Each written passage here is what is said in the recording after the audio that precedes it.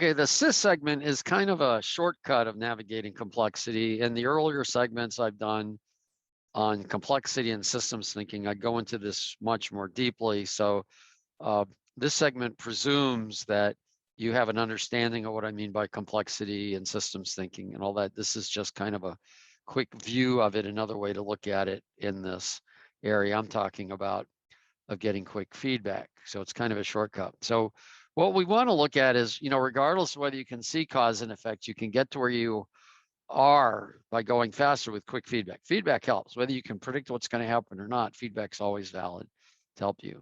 And to whatever extent you can predict, you'll go faster. So what I mean by this is there is an argument, a discussion, a different point of view. I won't say an argument because people seem pretty entrenched on the two sides of the fence. One side kind of believes that we're in complex systems, there's very little predictability present, and the side I'm on, which I would say, Akoff, Goldratt, Tom Gill, Don Reinertson, myself, and quite a few others, people, I guess, maybe I like them as thought leaders because they agree with me, but I think it's really this attitude that, in fact, you can see a lot of cause and effect. Ellie Goldratt talks about it, that at the core, there are a few things that govern what's going on in the system. He doesn't say you can see them all. He just says they're there. So there is this kind of discussion back and forth between complexity theorists and systems theorists. But let's just say we didn't know and we didn't care. And let's just say actually the complexity theorists are correct. Let's say we couldn't predict. Well, what you're going to want to do anyway is get quick feedback to navigate. So let's just focus on getting quick feedback and ignore the argument, okay? Although it's useful to know what you can predict, and I've talked about that in first principles and factors for effective value streams. So all these labels I'm throwing out here are available in earlier videos, available that are in the workshop and are getting up on the site.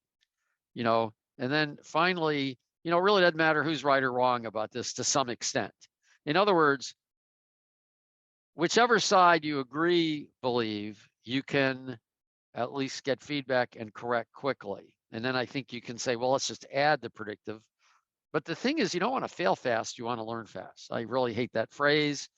You get what you talk and focus on, and we're not interested in failing, we're interested in learning. And this is one of the key things that Goldratt talks about, that in a complex system, you may not be able to see everything that's going on, but you can make pretty good predictions. And when you're wrong, you've learned a new relationship you didn't see before, and that's learning, and that is moving you forward, okay?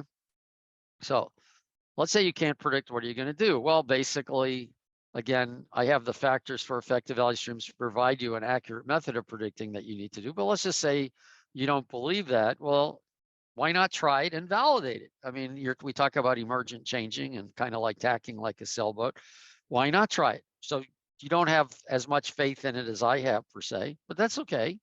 Just validate it, because I'm going to be validating it as quickly as a skeptic will be validating it. Why? Because faster feedback is better. We want to get feedback as quickly as you can. Worrying about the domain really is a waste of time to me, because I'm going to be validating anything I do. Thing you can't make more accurate predictions will have you not spend just a little time figuring it out, because it doesn't take much time to figure it out. We want to continue to learn. So that's my argument for this approach anyway. Even if I'm wrong about the predictability, do the rest of the stuff. And then the predictability is just a Benny.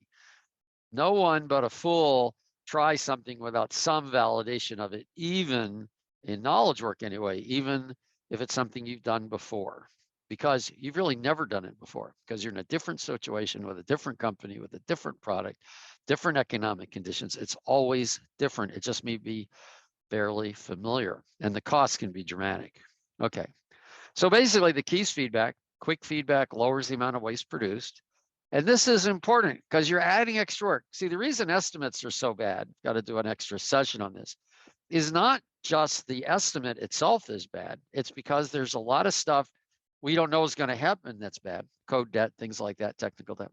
But worse, nobody's estimating the waste created by the poor work process, which can be 80% of the work you end up doing. It's dramatic. That's really the problem. So we're trying to squeeze that out just in the normal way that we're working.